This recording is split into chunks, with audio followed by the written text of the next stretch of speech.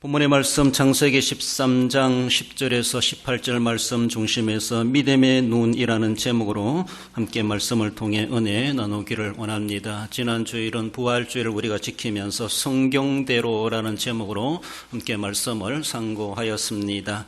성경대로 예수님은 이 땅에 오셨습니다. 초림하셨고 고난당하셨고 그리고 십자가에 죽으셨고 장사 지낸 바 되셨고 부활하셨고 성천하셨습니다. 그리고 이제 남아있는 큰 사건으로 바라볼 때 한 가지 볼 수 있는데 예수님의 재림도 성경대로 이루어질 것을 우리는 믿습니다. 미래적인 사건이지만 이미 과거에 이루어진 사실이 사실이고 역사적인 사실이었던 것처럼 앞으로 일어날 일도 어쩌면은 종말을 구하는 예수님의 재림이 성경대로 단행될 것을 우리는 믿습니다. 그렇습니다. 지난 과거에 예수님이 이뤄놓으신 모든 구속의 사역을 믿지 못한다면은 재림 신앙도 세워줄 수가 없다라는 겁니다. 주님의 초림과 고난과 죽음과 장사와 부활과 성천의 신앙 위에서 우리의 예수님이 재림하실 재림의 신앙도 굳건해질 수가 있습니다. 이 땅에 재림하셔서 심판하셔서 선악간에 심판하셔서 그래서 구원받을 자, 멸망받을 자, 천국 갈 자, 지옥 갈 자 우리 하나님께서는 분명하게 그날에는 갈라놓게 될 것을 말씀하십니다. 분명히 그것은 성경대로 이루어진다는 것. 우리가 원하든 원치 않든 믿든 안 믿든 하나님은 이미 그렇게 계획하셨고 선언하셨고 이미 그것은 이루어져 가고 있다라고 알게 됩니다. 오늘 본문으로 돌아와서 우리는 아브람과 롯에 관계된 이야기를 하게 되죠. 아브라함은 삼촌이고 롯은 조카, 그래서 삼촌 조카 사이에 한 핏줄이다, 한 가족임을 볼 수가 있죠. 한 핏줄이지만 두 사람의 참 특색이 있습니다. 다 장단점이 있겠지만은 상당히 본문의 배경으로 보면은 상반된 가치관을 보여주고 있죠. 아브라함이 생각하는 가치관, 믿음이 있는가 하면은 롯이 가지고 있는 가치관과 그의 믿음이 있다라는 것이죠. 다 같을 수는 없지만 그러나 한편 거룩한 공통점을 가짐이 필요한데 그 가치관의 차이 때문에 믿음의 차이 때문에 결과가 엄청나게 달라져 갔다라는 것을 우리는 보게 됩니다. 두 눈을 가진 성도라고 말할 수 있는데 여러분들 두 개의 눈이 아니신 분 있습니까? 안경 쓰신 분은 눈이 네 개다 이렇게 말하는데 하나님의 창조 구조로 바라볼 때 우리는 두 개의 눈이 정상적인 사람입니다. 좌우측 눈 그렇습니다. 그러나 그런 모습에서 정상이라기보다 오늘 본문에서 우리에게 상고하고자 하는 것은 육신의 눈이 있고 영안이 있다, 영적 눈이 있다라는 겁니다. 한쪽 눈만 가지고 살아간다라면은 정말로 장애자다라고 말할 수가 있고 비정상적이다 그렇게 말할 수가 있습니다. 육신적인 장애가 아니라 영적인 장애자로 살아가고 있지 아니한가.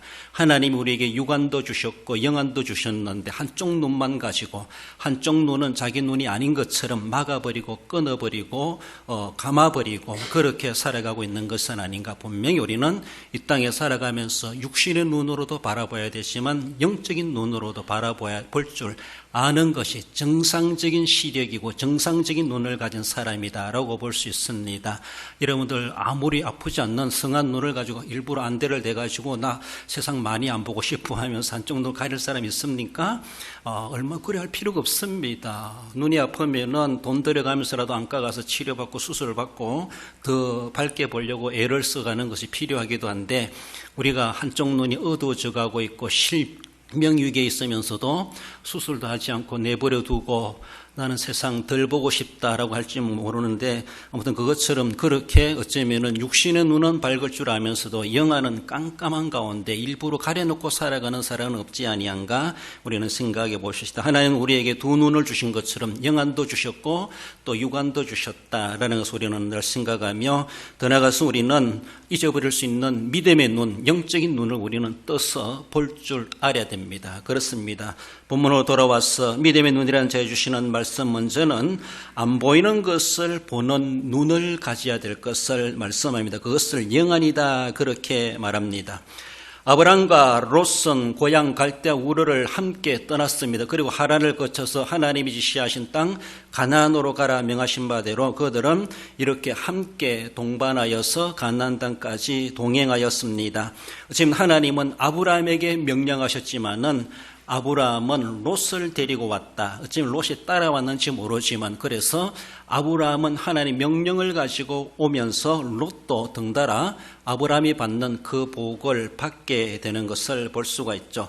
믿음으로 살아가는 사람 옆에 있으면요, 떨어지는 부스러기만 해도 얼마나 많은지 몰라요. 우리는 그렇게 같이 살아갈 수 있고 그런 사람들을 참다운 친구로 삼아간다라면은 얼마나 좋겠는가. 그래서 우리가 금목자가 하는 것처럼 먹을 가까이 하면 끊게 된다라고 하는 것처럼 믿음 좋은 사람 옆에 있으면 나도 믿음 좋아질 수 있는 환경이 되어지고 얼마나 성장할 수 있을까. 그러나 나보다 믿음 안 좋은 사람 옆에 있으면은 내 믿음도 약화될 수가 있다. 이런 위험성도 있기도 합니다. 아무튼 아브라함 때문에서라도 롯도 오늘 본문의 배경으로 말하면 상당히 물질적으로 복을 받는 그런 모습을 보여줍니다.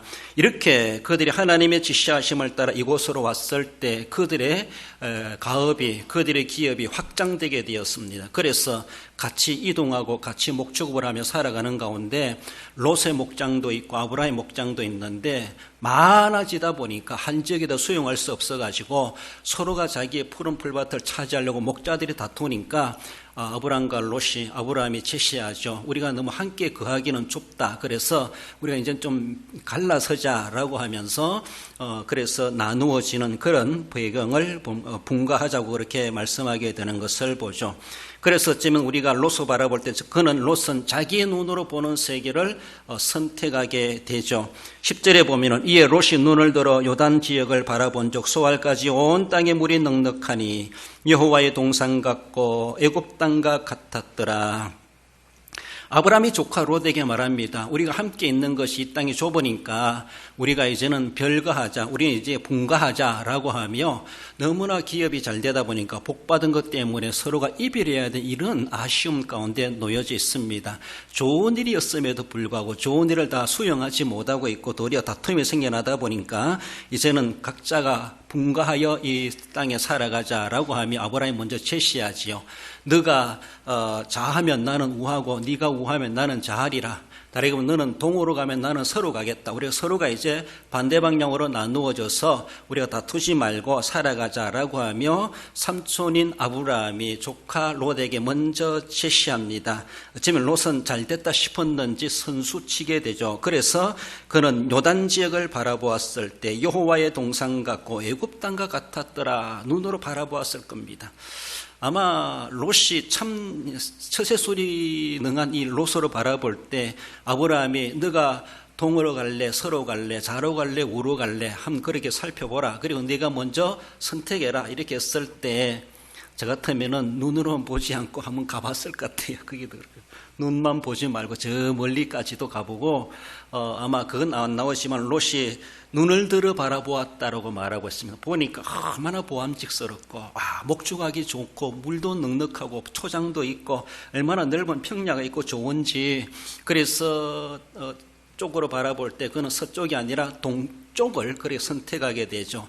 오늘 본문에 베델 있는 곳에 그들이 정착하고 있었는데 베델에서 동쪽은 사해바다 쪽 요단강 쪽입니다. 그래서 동쪽으로 그렇게 그는 가게 된 것을 보게 되죠. 그래서 어쩌면은 그런 동서남북 좌우를 선택하자고 먼저 제시를 받았을 때 어쩌면 그가 정말로 조카라면은 형님 먼저 이런 말이 있는 것처럼 삼촌이 먼저 선택하세요. 그러면 제가 딴 곳으로 갈게요. 반대로 갈게요. 이것이 정말로 조카로서의 그리고 장유유수 개념에서 바라본다 할지라도 그런 양보심도 가질 만하고 그런 예의도 가져야 되는데 롯은 여기 얼마나 자신의 이기적인 타산을 따졌는지 예의를 앞세우지 않았습니다. 그리고 양보심을 앞세우지 않았습니다. 잘됐다. 내가 먼저 선점해야지라고 하며 자신의 이기심을 앞세워가지고 그리고 계산해 보는 것이죠. 어디로 갈까? 어디가 좋을까? 그래서 자신의 세상적인 처세술을 앞세워가지고 능한 그런 모습으로 그가 동쪽으로 가게 되었다라고 하는 것을 말씀하십니다. 여러분들 내가 계산한 것이 정확하게 계산된 대로 되면 얼마나 좋겠습니까? 내가 그렇게 계산적이고 처세술에 능한 그 능력을 가지고 내가 뭔가 선택했던 것이 성공적으로 이루어지면 얼마나 좋겠습니까?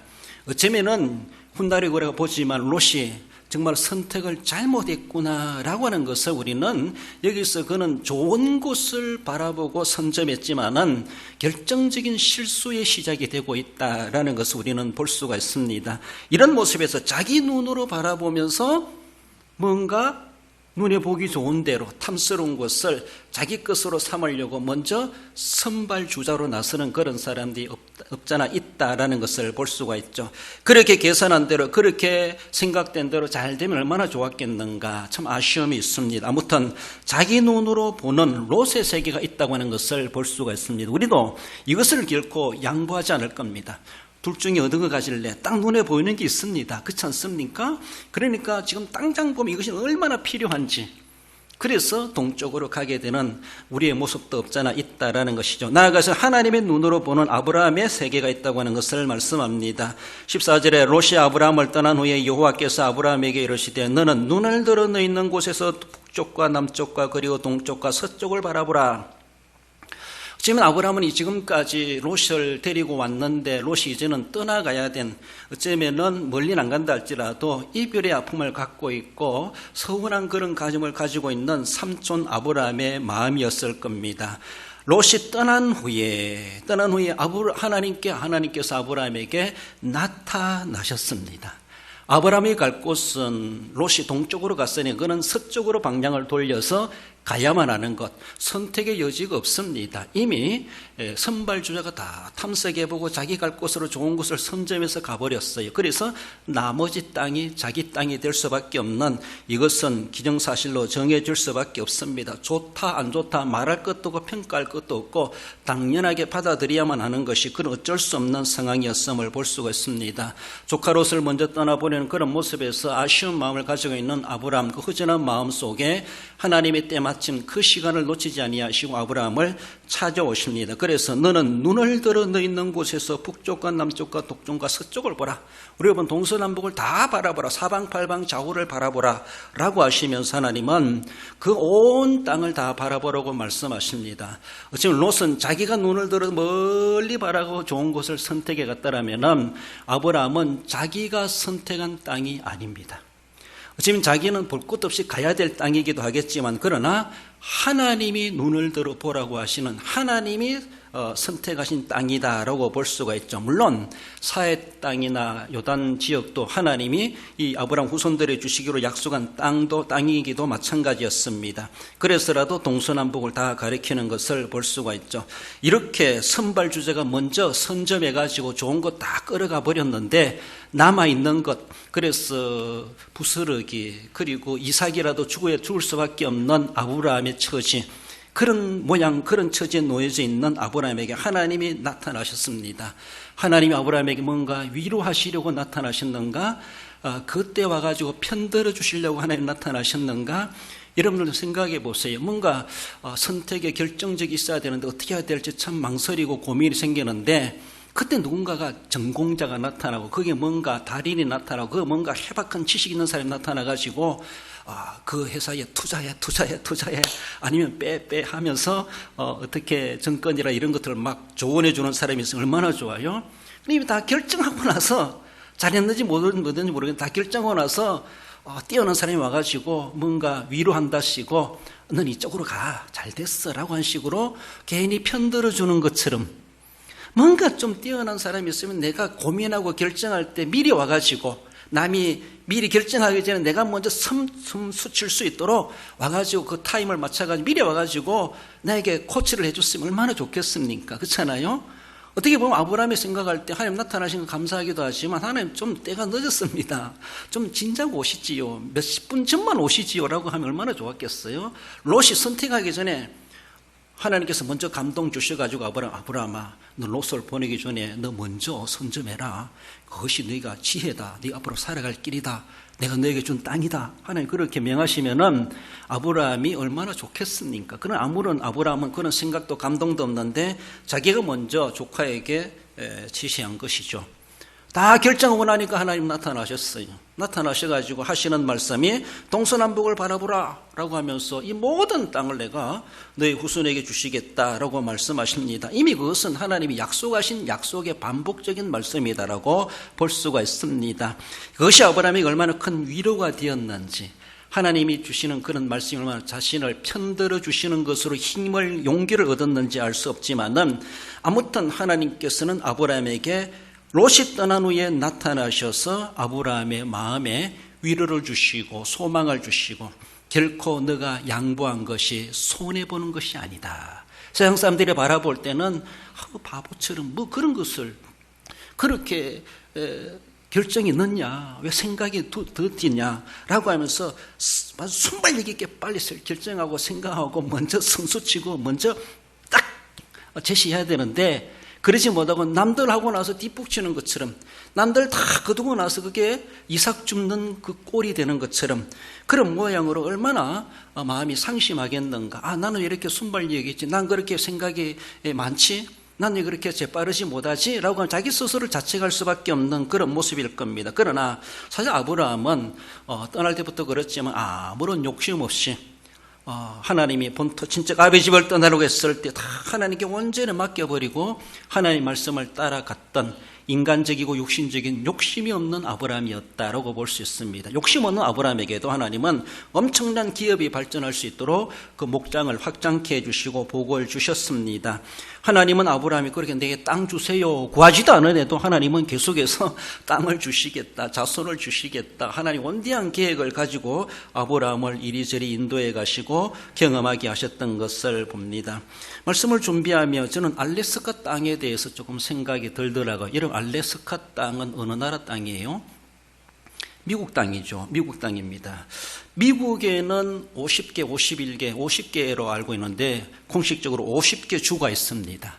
50개 주 중에서 한 주가 바로 알래스카 주인데, 그 주는 면적이 주 중에서 가장 넓은 주이면서도, 넓은 땅이면서도 인구 밀도가 가장 적은, 그리고 인구 이동이 가장 많은, 그래서 넓은 지역인데 인구 분포는 적습니다. 그런데 지금 많은 사람들이 그 땅이 너무나 귀한 땅이다 해가지고 그쪽으로 이주하는 사람들이 엄청나게 일어나고 있다, 그렇게 말씀하십니다. 1959년에 미국 49번째 주로 편입되게 되는 그 동토의 얼음 땅, 알래스카 땅이라고 볼 수가 있는데, 그 당시 1867년도에 미국의 국무장관이었던 수어드라고 하는 국무장관, 링컨 대통령께 국무장관을 지낸 분입니다.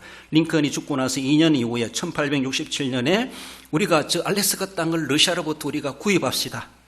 그래서 그 땅을 사자고 나서가지고 앞장선 사람이 슈어드 국무장관입니다. 이 사람이 러시아와 협상해가지고 거기서 기록을 보면 720만 달러의 그 땅을 사들입니다. 미국 땅으로. 그래서 나중에 59년도에 미국 땅 하나의 주로 편입되게 되는 것을 보죠. 그때 많은 사람들이 비방했습니다. 그 땅 뭐 하려고?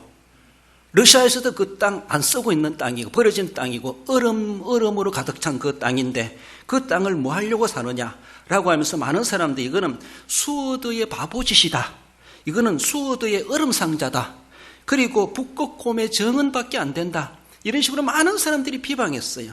여러분들 720만 달러를 제가 계산 제대로 했는지 모르지만은 1달러를 1,300원으로 바라볼 때 93억 원 정도, 93억 원, 100억도 안 되는 것 같아요. 그 당시 1867년, 150년 전이지만은 약 100억 주고 그 땅을, 넓은 땅을 샀어요. 그 땅을 어느 누가 눈으로 볼 때는 얼음 땅밖에 안 돼요. 빙하가 있고 북극곰들이 사는, 에스키모인들이, 원주민들이 사는 그런 땅, 아무런 쓸모없는 땅 같고, 그래서 수어드의 바보짓이다, 이건 수어드의 얼음 상자다, 이렇게까지 사람들이 빈정댔어요. 그러나 그 땅이 지금 어떤 땅이 됩니까?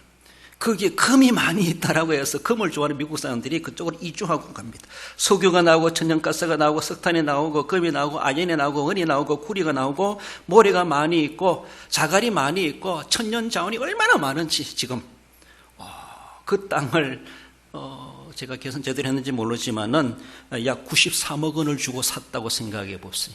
오늘 우리나라의 부자들 살만한 땅이라고 볼 수 있어요. 100억 정도 좀 그렇잖아요. 어느 한 교회에서도 그 땅을 살 수 있을 거예요. 오늘날 교회 지면은 수백억 드리고 예배당 짓는 그런 교회 규모를 바라보면은 그 알래스카 땅이 그래서 미국의 한 땅이 되었고 한 주가 되었습니다.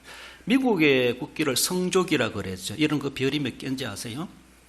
한 주에 하나의 상징을 해가지고 50개, 51개 뭐 그렇게 계산하고 있는데, 그리고 그 빨간 줄만 있는 거 하얀 줄은 몇 개인 것 같아요? 상식적인 이야기인데 13줄 있습니다. 빨간 줄과 하얀 줄이 합해서 13개 줄이 있어요. 13개 주가 이 땅에 미국에 세워질 때 13개 주로 국가가 세워졌대요. 그래서 어쩌면은 빨간 줄과 중간에 하얀 줄 합해가지고 13개 줄이 있는데, 그래서 별 하나는 하나의 줄을 상징한다. 그래서 외국에 있는 땅은 알래스카와 하와이가 미국 본토를 떠나 해외에 있는 미국 땅이다. 그렇게 이야기하고 있습니다.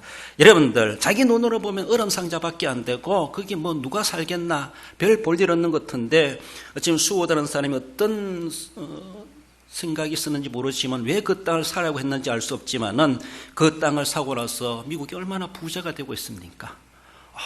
이것이 하나님 주신 또 하나의 복이 아니겠는가, 그런 생각을 해봅니다. 안 보는 것을, 못 보는 것을 볼 줄 아는 눈은 우리 육안의 눈이 아니에요. 영안이라고 볼 수가 있습니다. 그래서 우리는 믿음의 눈을 가지고 세상을 바라볼 수 있어야 되고, 많은 사람들이 롯의 시각을 가지고 세상을 바라보고 판단하고 뭔가 행동하고 잘 살아보겠다고 하지만 그것이 어쩌면은 큰 실수의 시작이 될 수도 있었다는 것을 우리는 경각심을 가져야 됩니다. 나아가서 믿음의 눈이라고 하는 것은 새로운 세계를 보는 눈임을 봅니다. 먼저는 현재의 만족을 주는 현실을 보죠. 10절에 보면은 온 땅의 물이 넉넉하니 여호와의 동산 같고 애굽 땅과 같았더라, 그렇게 말씀합니다. 현실은 우리가 모두가 다 당면한 동등한 환경입니다. 동일합니다. 공평합니다. 그러나 거기에 만족을 주는 것은 다 다를 수가 있어요. 나라가 이렇다 저렇다 뭐 온갖 말들 하지만 그래도 각자가 만족감을 가지는 각자가 다 달라요. 불만족스럽게 살아가는 사람이 있는가 하면은 그래도 만족하게 살아가는 사람, 살만한 세상에다 살아가고 생각하는 사람, 도저히 못 살겠다, 이민 가고 싶다 이렇게 생각하는 사람도 있고, 현실은 똑같은데 생각 차이가 가치관이 다 다르다 보니까 감정 표현이 다 다르다는 것입니다. 자이든 타이든 주어진 현실을 그대로를 받아들이고 거기에 안주하여 살아가는 사람들이 대부분이다라는 겁니다. 세상이 그러하니까, 나라가 그렇게 하니까 어쩔 수 없어. 그러니까 그것이 그죠. 처음에는 좀 낯설고 힘들었는데 그것이 이제 시간이 가니까 그게 익숙해져 가지고 아무렇지도 않게 괜찮은 것처럼 그렇게 사람들이 살아가고 있습니다. 또 많은 사람들이 보편적으로 받아들이니까 그것이 하나의 이 지역의 문화가 되어버리고 우리의 문화가 되어버리고, 처음에는 안 된다고 했었고 불편했는데 이제는 괜찮다, 더 나아가서는 좋다 이렇게까지도 바뀌어가는 그런 모습. 문화가 그러하고 풍습이 그러하고 종교가 그러하고 이념이 그러하고 가치관이 그러하고 그렇습니다. 그러니까 환경 따라 사정 따라 사람들 따라 다 달라요. 시대 흘러가가지고 그것이 옛날에는 절대로 안 됐던 것이 이제는 아무런 걸림 없이 다 수용되어지고 받아들여지는 그런 모습들이 얼마나 많은지. 그것이 옳고 그름을 떠나고 진리나 비진리를 떠나가지고 세상이 그러하니까 모두가 받아들이니까 우리도 어쩔 수 없습니다. 대세입니다 라고 하면서 받아들이는, 현재의 만족을 주는 현실을 누리고 있습니다. 현재의 만족을 주는. 그것이 10년, 20년 지나고 나면은 우리나라가 어떻게 될지 아무 생각이 없어요. 지금만 좋으면 된다는 것이죠. 지금 아무렇지 않은데, 지금 괜찮은데 누가 뭐래? 이게 뭐 나빠? 그래요. 지금의 현실은 괜찮아요. 현재의 만족을 주는 현실일 수 있어요. 이것이 롯이 보는 관점이었어요. 지금 눈으로 볼 때 너무나 좋다. 이만한 땅이 어디 있나? 그래서 양보하고 싶지 않고 먼저 가지고 싶어요. 그것이 훗날에 어떻게 될지 알지도 못하고 미래를 내다보지 못하는 그런 모습들. 너무나 쉽고 편리한 것을 추구하는 나머지 괜찮은 것으로 받아들입니다. 옛날 어른들은 안 돼, 절대로 안 돼. 막 그렇게 고치식하게도 따지기도 하고 반대도 했는데 오늘 내려와서는 다 문화되어 버렸어요. 이것이. 종교도 그래요. 아무 종교도 똑같아. 종교다원주의적인. 이념도 그래요. 민주주의면 어떻고 사회주의면 어때? 살기 좋으면 좋지. 지금 좋으면 좋은 것이지. 가치관이 엄청나게 많이 달라져가고 가치를 두지 말아야 될 것에 가치를 두고 있어요. 사람보다 집에 길러는 가축을 더 애지중지하는 그런 시대가 되어버렸고, 누가 주인인지, 누가 가축인지, 누가 누구를 위해서 있는 것인지, 이런 세계가 되어버린, 현재의 만족을 주는 현실에 누리고 안주하고 있는 이런 모습들이 얼마나 많은지. 이게 롯의 관점이라고 볼 수 있어요. 나 그래서 아브라함 볼 때는 아브라함은 미래의 만족을 주는 현실을 봅니다. 이것이 오늘의 내게는 불편하다 할지라도 미래가 어떠할까 이걸 내다볼 줄 아는 것이 영안이고 믿음의 눈이라고 볼 수가 있어요. 그렇습니다. 14절에 너는 눈을 들어 너 있는 곳에서 북남 동선 쪽을 바라보라. 보이는 땅을 내가 너와 내 자손에게 주리니 영원히 이르리라. 보이는 땅이 뭔 땅입니까? 롯도 선택하지 않는 땅이었어요. 롯도 보고 이것도 보고 난 저 땅은 싫어 등 돌린 땅이에요. 그런데 하나님께서는 그 보기도 싫은 그 땅을, 롯도 거절한 그 땅을 하나님 아브라함과 그의 자손에게 주시겠다 말씀하십니다. 그렇습니다. 눈으로 볼 때는 산지 같고 저기 가서 어떻게 농사 짓고 목축업을 하지? 어떻게 현실에 내가 만족을 누릴 수가 있지? 지금 볼 때는 현실에 만족하지가 않아요. 불만스러워요. 그런데도 하나님은 그 땅을 내가 너는 가지라 이렇게 말씀하시고, 롯이 아브라함이 선택한 것이 하나님의 선택에서 주십니다. 그래서 선택해서 주셔요. 지극히 아브라함은 수동적이면서도 하나님의 말씀에 적극적이라, 또 하나님의 말씀에 수동적이면서도 적극적이에요. 정말 그것이 아브라함의 믿음이죠. 그렇습니다.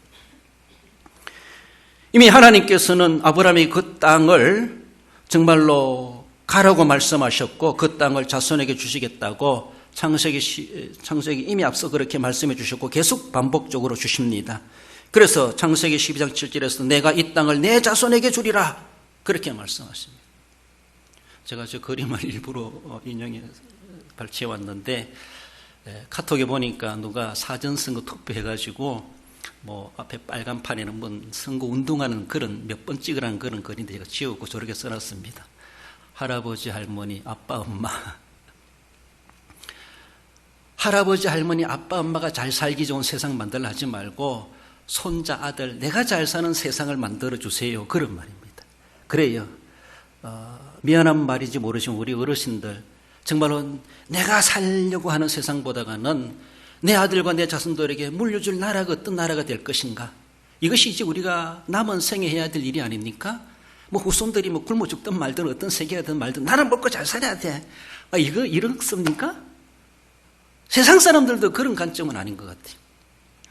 그러니까 오늘의 내게 만족을 주는 현실이 아니라 미래 다음 세대 우리의 자손들이 살아갈 나라가 어떤 나라가 될 것인가, 어떤 나라를 우리가 지금 기초를 쌓고 만들어줘야 될 것인가, 거기에 내가 기초석이 돼야지, 내가 거기에 걸음이 돼야지, 내가 거기에 내가 터전이 돼야지, 이런 자세가 되는 것이 지극히 부모의 심정이고 할아버지 할머니의 심정인 줄 믿습니다. 신앙을 떠나서도 그렇고 더욱이 신앙을 가미해 본다 할지라도 더욱이 우리의 후세대들의 삶의 속에서 우리의 신앙이 어떻게 될 것인가, 한국교회가 어떻게 될 것인가, 우리 대한교회가 어떻게 될 것인가, 이런 것들, 하나님은 이 땅을 내 자손에게 주리라 말씀하고 있는데 땅은 있는데 자손이 없으면 무슨 소용이 있습니까? 남존이라고 남들이 다 차지하지.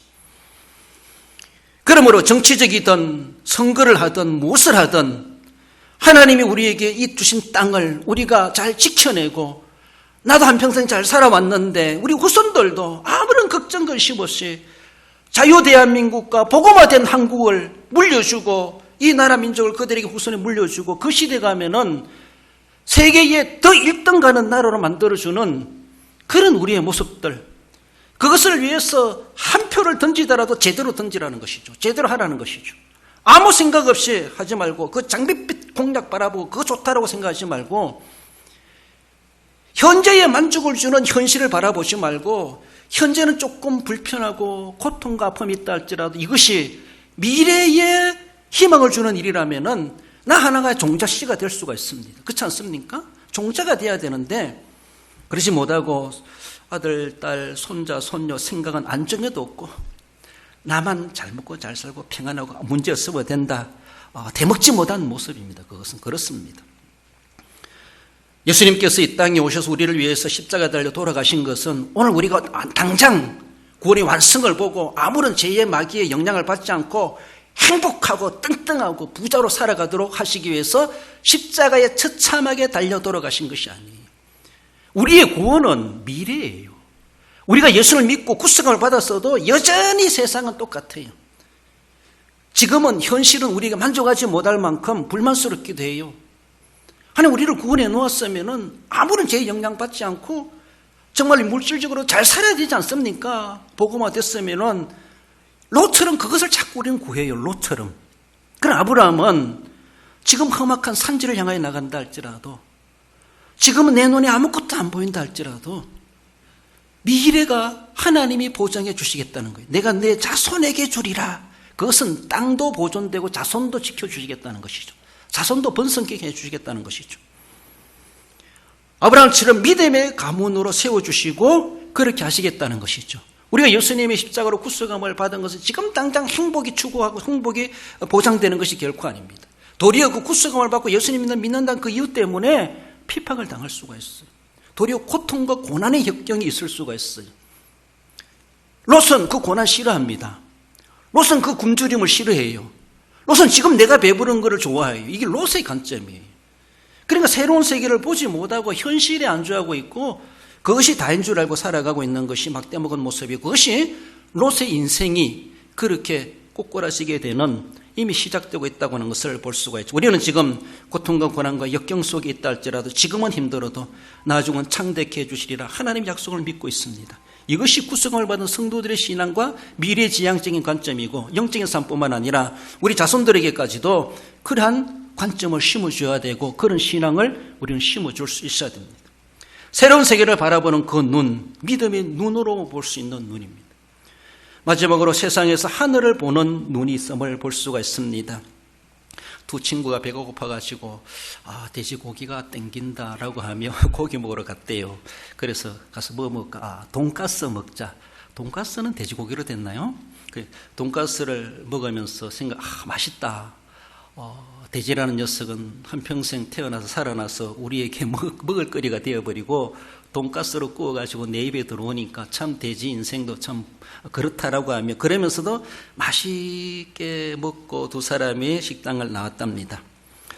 돼지들은 참 불쌍해. 돼지들은 하늘을 볼 수 없대.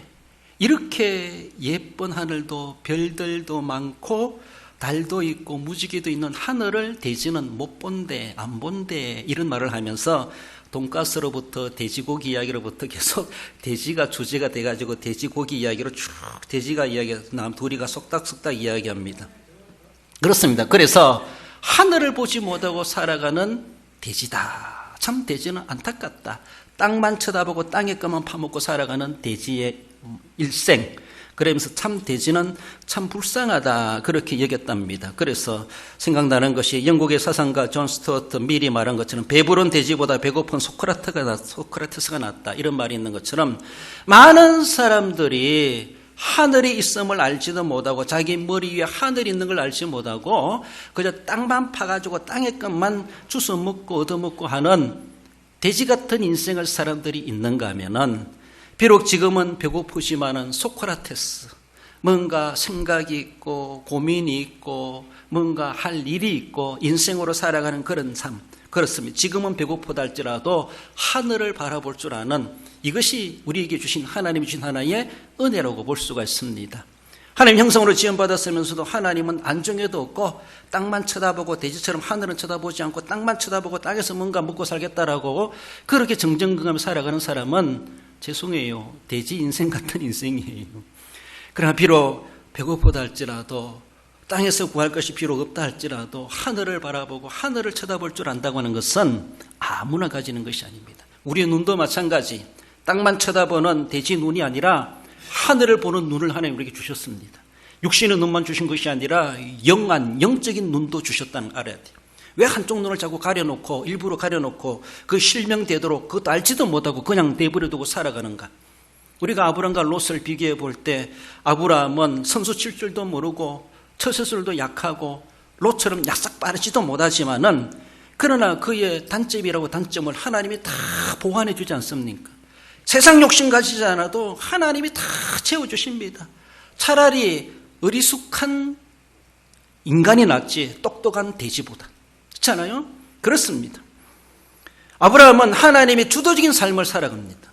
18절에 이 아브라함이 장막을 옮겨 헤브론에 있는 마므레 상수리 숲을 위에 이르러 거주하며 거기서 여호와를 위하여 제단을 쌓았더라. 다 헤어지고 나서 이제는 갈 곳은 반대편이죠. 그래서 가면서 헤브론에 이르러 제단을 쌓았다. 하나님 앞에 예배를 드렸다는 겁니다. 무슨 의미 있는 예배였겠습니까? 하나님, 여러 가지로 감사할 제목이 많죠. 인간적으로는 서운할지 모르는, 그러나 하나님은 여전히 그는 여호와의 이름, 여호와를 위하여 제단을 쌓았더라. 그는 시작부터 지금까지도 어떤 결과가 어떻게 자기의 욕심대로 되지 않았다 할지라도 오직 끝은 하나님께, 모든 것이 하나님께. 그래요. 그래서 하나님께 감사하는 그런 모습을 볼 수가 있죠. 인간은 세상에 살아가고 있지만은 머리 위에 하늘이 있으면 우리는 늘 의식할 수 있어야 할 것입니다. 돼지보다 나은 인생이 바로 하늘을 볼 줄 아는 우리라는 것이죠. 그러니까 우리는 돼지같이 살아가지 말고 사람 같은 인간이 되어야 돼요. 사람 같은. 아브라함이 믿음의 조상이라 할 증거가 있다면 그는 소명받았을 때부터 전적으로 하나님의 주도하에 움직여갔습니다. 자기가 가고 싶은 대로 소견대로 살아간 것이 아니라 하나님이 가라! 갔습니다. 어디로 갑니까? 서쪽으로 가라. 서쪽으로 갑니다. 거기에 머물릅니다. 어디를 가든지 자기 의사와 상관없이 모든 것이 하나님의 주도적 삶을 살아갔던 것이 아브라함입니다. 그러니까 그는 믿음이다. 그는 순종이다. 조상이다. 이렇게 말하는 거예요. 쉽지 않습니다. 남들 볼 때 바보스럽다. 어떻게 저렇게 알래스카를 그거만은 돈 주고 사냐? 막 이렇게 말할지 모르지. 돈이 아깝다고 할지 모르지만은 그렇게 생각했던 사람들이 도리어 기가 팍 죽어버리죠. 하나님 주도적 삶을 살아갔던 그는 하늘을 봤기 때문에 그래요. 하나님이 무별을 보라. 하늘을 보라. 하나님 그렇게 비전을 주지 않습니까? 그의 삶의 목적의식은 신관에 의한 거예요. 신관. 하나님의 신앙관. 그 신앙의 터위 위에서 그의 인생의 목적의식을 가지고 있는 것을 볼 수가 있죠.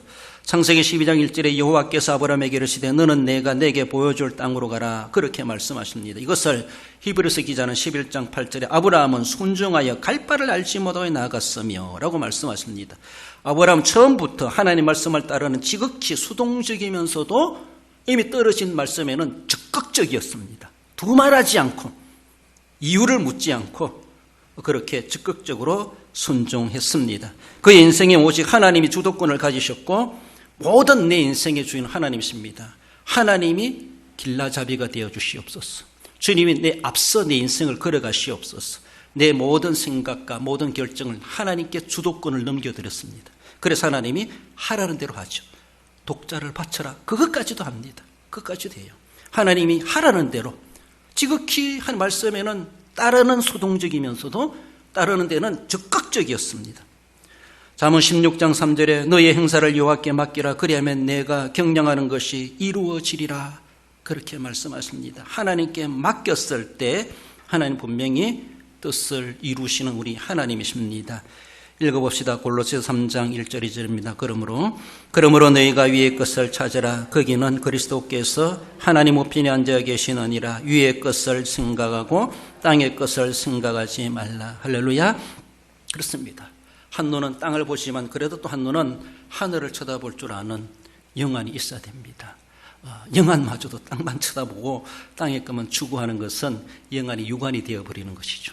도리어 우리의 유관이랄지라도 영안으로 성화될 수 있는 그런 모습들로 믿음의 눈을 가지고 이 세상을 바라보고 하나님 우리에게 무엇을 보게 하시고 무엇을 갖게 하시는가를 분명하게 분별해 갈 수 있어야 할 것입니다. 말씀을 맺습니다. 유관이 아닌 영안으로 세상을 바라볼 줄 아십시다. 나아가서는 현실 안주가 아니라 미래를 볼 수 있는 그 눈을 하나님 열어주시옵소서. 그 눈을 가진 자가 되어야 할 것입니다.